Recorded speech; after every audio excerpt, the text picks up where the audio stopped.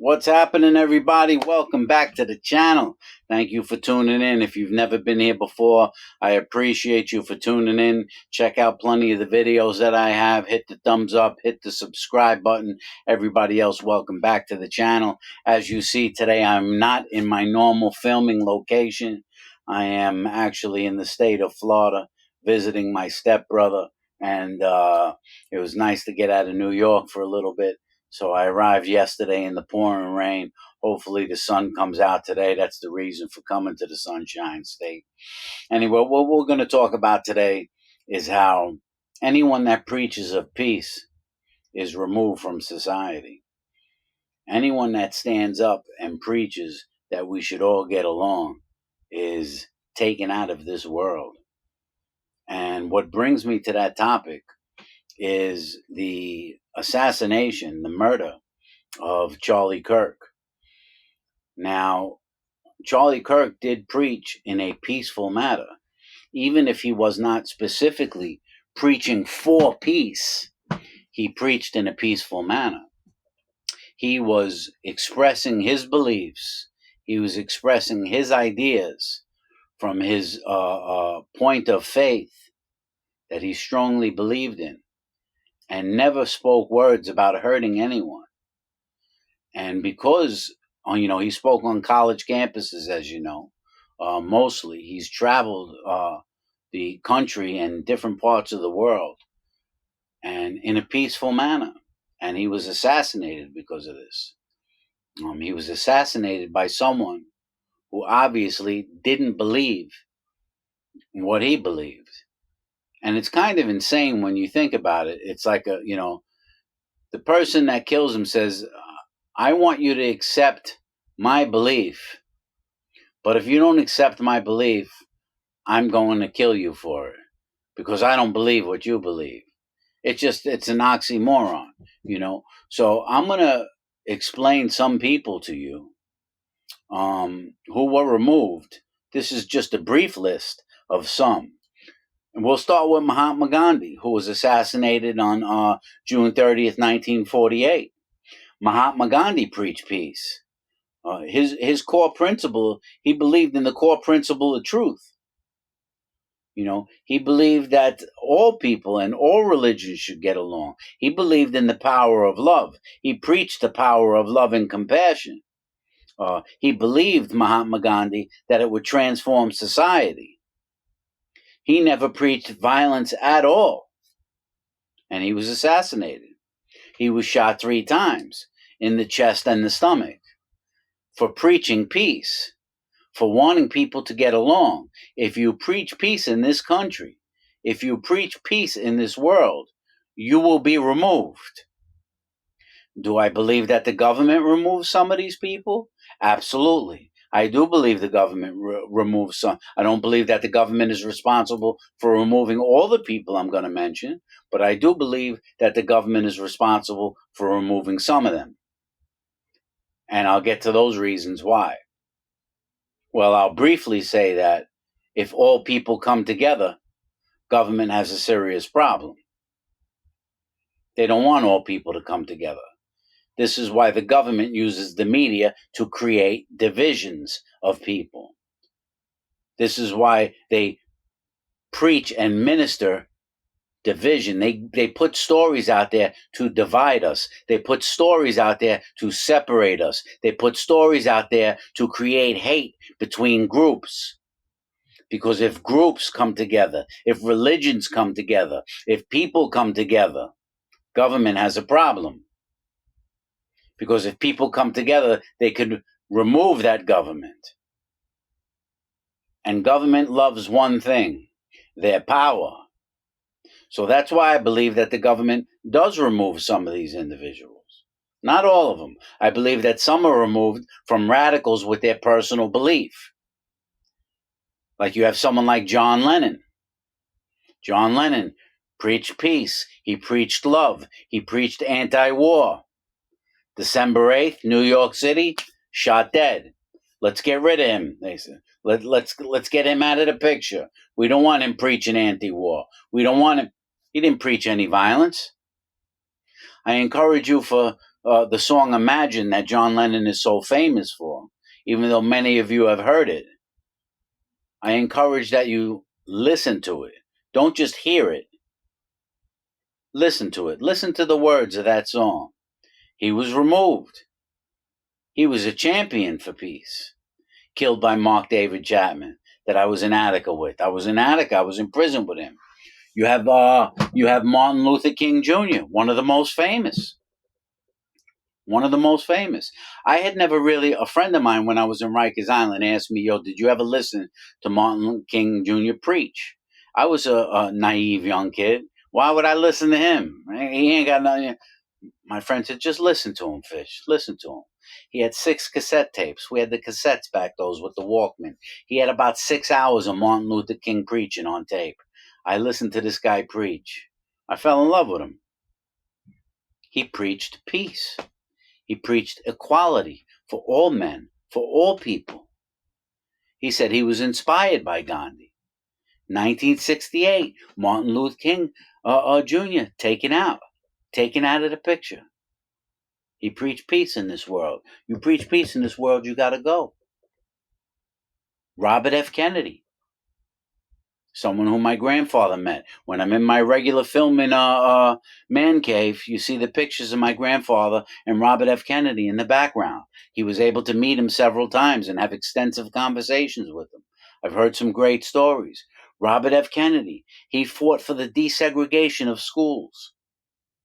He wanted blacks and whites to go to school together. He wanted them to become one. He fought for the voting rights of the minority. As soon as he started doing that, June 5th, 1968, gone, taken out, assassinated. Nelson Mandela. Nelson Mandela wasn't assassinated. He died at the age of 95 from natural causes, from lung problems. But the man from South Africa was put in prison and put in solitary confinement for 27 years. He stepped out of solitary confinement to become the president of millions. Could you imagine being a man that was locked in solitary confinement for 27 years to come out and become the president in the country? He fought for equality. He fought for the freedom of men, women, and children, for everybody to be treated the same. Taken out. No, he wasn't taken out. He died of natural causes. But he was taken out of society. He was removed from society. Have you heard of Yitzhak Rabin? Yitzhak Rabin was the prime minister of Israel. Okay? And he preached peace with the Palestinian people and was starting to create laws regarding the land for the unification of the Israelites and the Palestinian people. He was given the Nobel Peace Prize for this in 1994. After he was given the Nobel Peace Prize, they assassinated him the same year. They said, you give this guy the Peace Prize? No way. We're taking him out. He was killed in 95, right after that Peace Prize award. The man wanted peace. You know who Anwar Sadat is? Anwar Sadat was the president of Egypt. And he encouraged Arabs, all Arab nations, to make peace with the nation of Israel. They said, wait a minute, we can't have this. Killed October 6, 1981. They got rid of him. John F. Kennedy, he preached peace. He was responsible for the nuclear test ban. He was responsible for the Peace Corps. He was focused on disarming nations. He gave a speech in 1963. It was called the speech was called A Strategy for Peace. Assassinated, killed.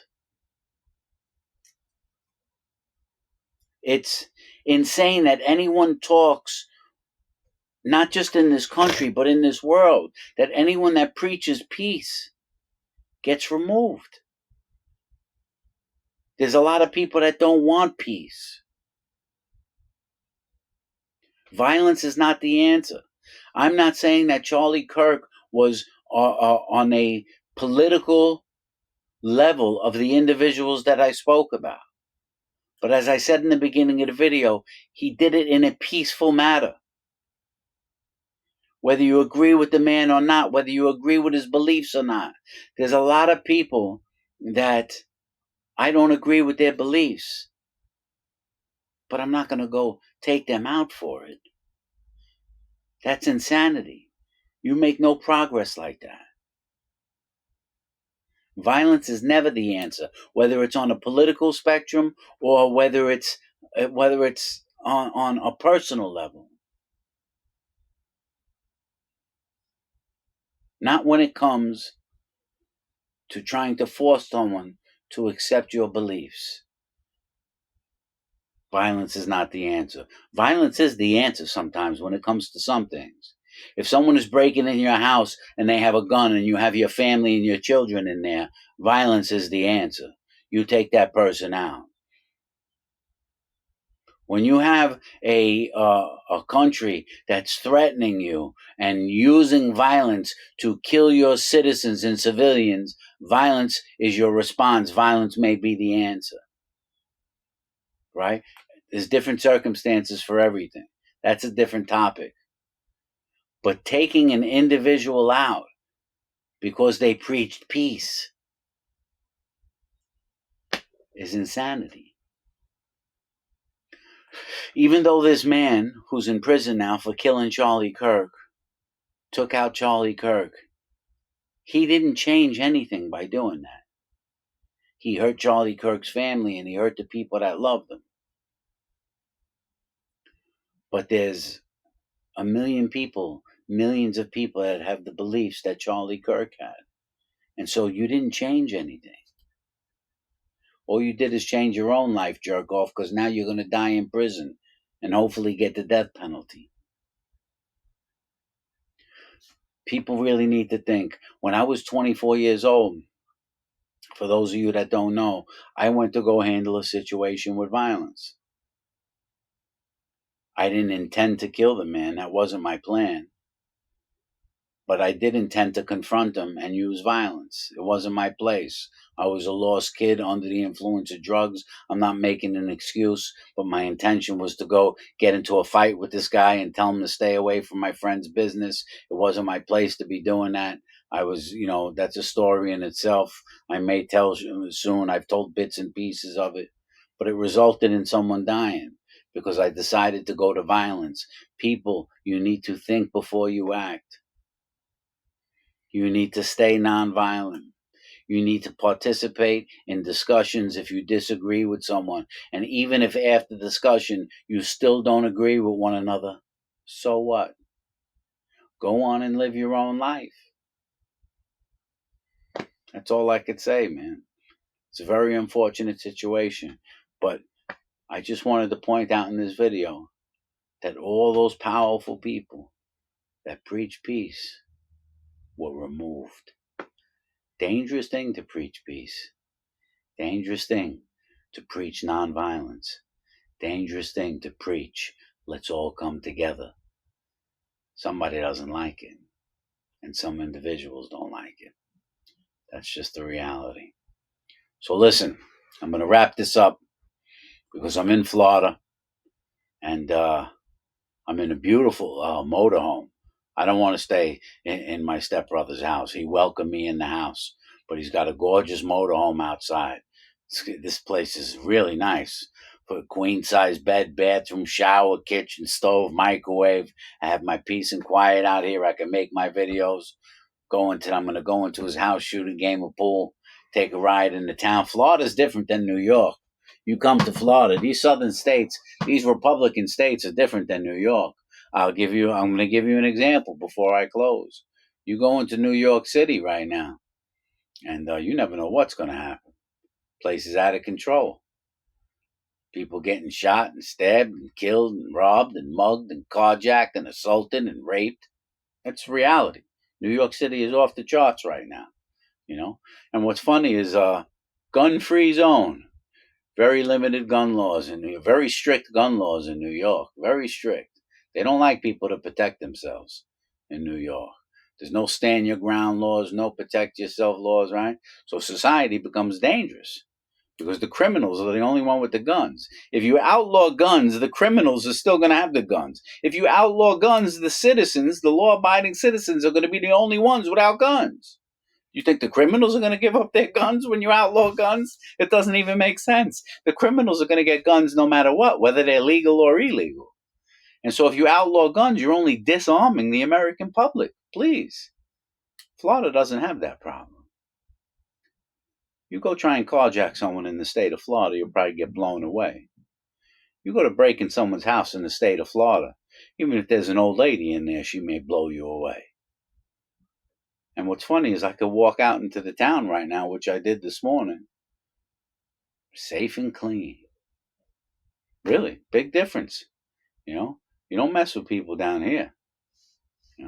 That's a whole nother. I'll do a whole nother video on that later. I'm out of here for now. You people enjoy the day and love you. You guys take care. And that's it. That's a wrap.